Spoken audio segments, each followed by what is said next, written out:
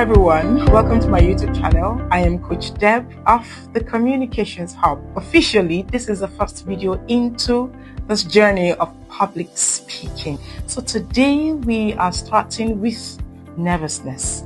Some people call it anxiety, some people call it stage fright. It's all the same thing. It is the fear of public speaking, which is otherwise referred to as glossophobia. Or when you have to go before an audience to speak, when the room goes silent and it is only your voice that should be heard. That feeling that comes up is nervousness. Some people feel nervousness before speaking, some during speaking, and other people, it can even last till after speaking. Almost everybody feels glossophobia, but you think some people are perfect because they can manage it very, very well. I don't tell people that. Strength is not the absence of weakness. It is the ability to manage your weakness so much that it looks like it does not exist. Of course you feel it. Even experienced speakers feel it. Top-notch speakers, they feel nervousness, but they are skillful in managing it such that it doesn't show. So I'll be telling you the signs of nervousness. It is not for you alone, but it is for you to support or help people when they exhibit signs of nervousness. There are so many of them, but I'm going to give you 10 in this video. Subsequently, I'll tell you the root causes of this nervousness and preferred solutions. I know that you must have heard or read on the internet or seen it somewhere that before you speak, take deep breath, walk about, exercise your bodies, and so on. Well, those things are not completely wrong, but they are never the solution, especially if you have not tackled the root cause of your nervousness. Now the 10 signs of nervousness. Do you have your writing pad and pen? This is a class, you should make notes. Okay. So number 1 is brain freeze or blank mind. Some people call it brain freeze, other people call it blank minds. Okay. So you are prepared what to say in your speech. You have planned how to start your speech. You know where the punchlines are, you know where the statistics are, you know where the revelatory information is, and then suddenly you miss your lines. You forget a whole paragraph. You miss a particular point. You miss a figure. Okay, it happens to people. Now that is what we call brain freeze or blank mind. It just happens that you don't know where to start. It just happens that you are lost, okay? And then you begin to ramble, you begin to bring things together just to cover up. All right, so it's a sign of nervousness. It happens to a lot of people. Number 2 is the shaky voice or squeaky voice. Before a voice gets squeaky, it begins to shake. Now, many times your heart is pounding really fast and loud in your ears. Listen, we cannot hear your heartbeat. You are the only one hearing how loud it is. So because it's so loud and you feel other people might hear or see, you begin to exhibit that nervousness. Now, it is in your exhibition that we know that you are nervous. Your voice begins to shake. And when your voice begins to shake, you want to do what you have to do, and then the voice begin to rise. It is not like the tempo of the speech is rising. No, it is your voice that is rising, and then it keeps going until it becomes squeaky. And then you hear something like, "That is the main point I'm trying to get across." No, that's not the usual way you speak. It's a sign of nervousness. It shows that you want to take the fight or you want to stand to fight. But you have chosen to stand to fight and you're not doing it very, very well.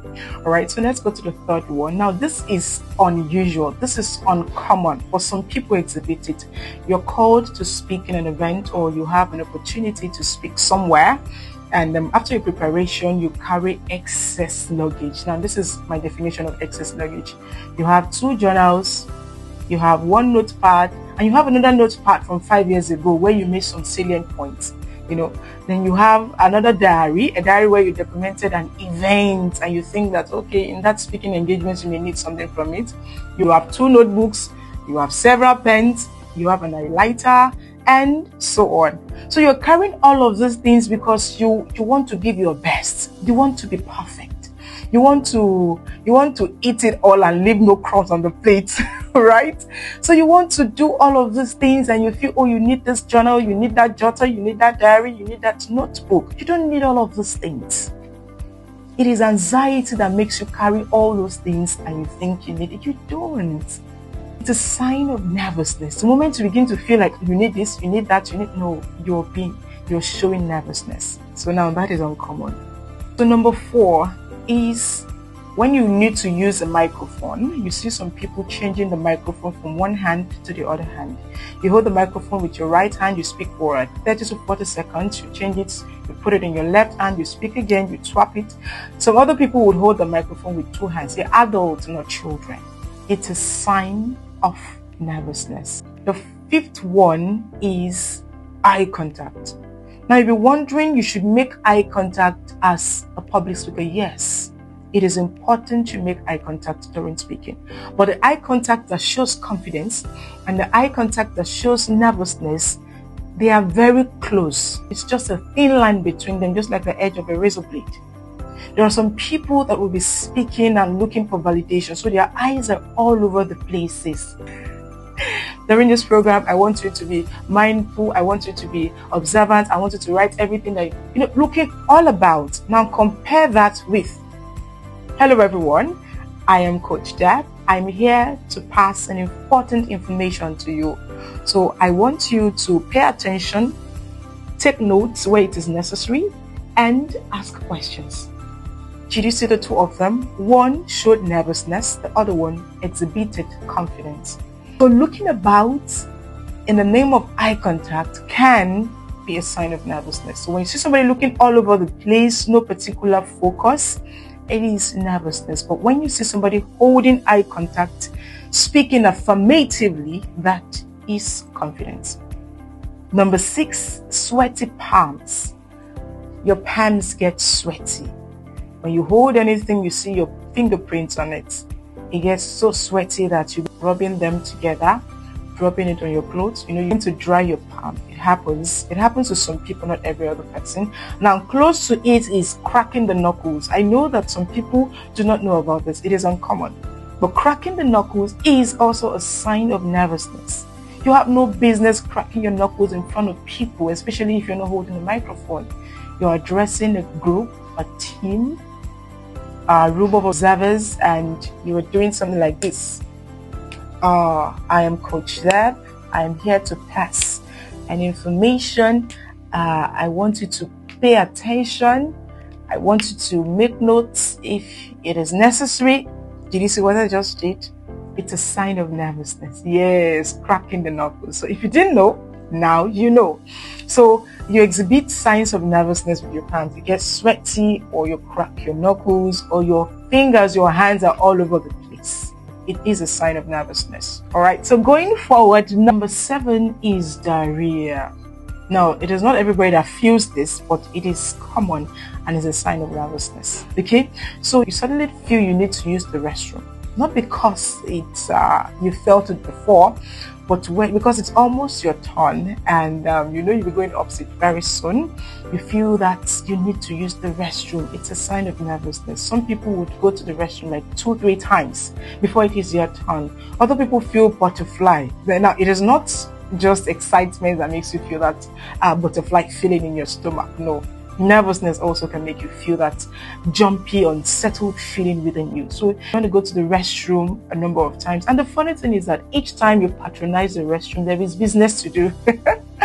All right? Yeah, there is business to do. That's a sign of nervousness. So that's why as a speaker, I should carry a bottle of water around. Oftentimes, I have advised people to sip water, and it works. Okay? But do not forget, these techniques of managing nervousness do not always work if you have not tackled the root causes. Number 8 is seeking validation. Now, this is common with ladies. Okay, before the event starts, or when it's almost your turn, you begin to ask the person sitting beside you, oh, how is my shirt? Is my skirt okay? Is my outfit okay? Is my handbag perfect? Is my all of those questions. Okay.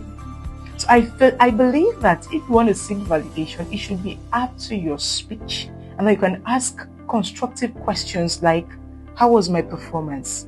And if you are going to ask somebody how your performance was, you should be ready to take criticism. And most times people give you what you want to hear. They tell you you look fine. just so you will not feel bad from their negative compliment. All right. So after you are prepared, you are dressed for the occasion, do not seek validation, especially from people around you, especially not on your looks. Okay, just go up stage and give your best. So number 9, cracking unnecessary jokes. Coach Deb, how is that a sign of nervousness? It is. When you crack unnecessary jokes, what are unnecessary jokes? Jokes that do not have bearing on the subject matter. Jokes that you crack just to brighten the mood of your audience. There are times that it is not the absence of jokes that makes your speech boring. No, it is your delivery method. So even if you crack the joke, it will not sound funny. So nervousness makes people crack unnecessary jokes. Do not do what will undermine your credibility. Yeah, so you see somebody coming up stage, and because he's feeling so nervous, begins to say, yesterday during a meeting, somebody walked up to me and the person wore a blue shirt on a purple skirt. So the person was telling me how old, jokes that are not, they are not necessary. You're just looking for something to fill the space, and then you are doing it the wrong way. I encourage speakers to always plan their jokes. The kind of joke that you will share, the appropriate time to share your joke. The timing is also important. So don't become a comedian, make a fool of yourself when it is not necessary. So the last but not the least is shabby introduction and shabby conclusion. Some people really take this flight or fight mode serious because somebody has told them just look serious. They use this word, bone your face, frown, do what you want to do, get off the stage, and you get there, nervousness sets in, and there is a voice telling you in your head, do your stuff and go. Then your introduction gets so shabby, empty, not intriguing, not fascinating. You rush through, you finish, and there is more time to deliver. But you just want to do what you want to do and get off stage. You miss some points, you miss some information. Nervousness has taken over you, and when you go back to your seat or when you get home and you're thinking about the event, you begin to remember some points that you planned to give. Now, you cannot turn back the hands of time, neither can you create the same event again. What is done is done. You see, every chance you get to speak is an opportunity to shine brighter, an opportunity to climb higher. So don't make a mess of it. Some people would do whatever they like because the audience is small or the stage is small. And then they'll be looking out for a larger stage or a bigger stage or a more grand stage before they can give their best. I tell you, your little beginnings, they matter a lot. From number 1 to 10, some people exhibit almost all of them, some just 1. And I told you that the degree varies in individuals. Why some experience it at a very severe level, other people experience at a very mild level. So what signs do you exhibit? Let me know in the comment section. Keep learning even in the comment section. Now, I did not just lay the signs of nervousness bare. Of course, I will provide solutions to it, and that will happen in the next video. So if you have not subscribed on my YouTube channel, please do that right now and tap on the notification bell so you'll be among the first people that will know the next time I upload a video. I told you at the beginning of this video, and I'm going to reiterate it now.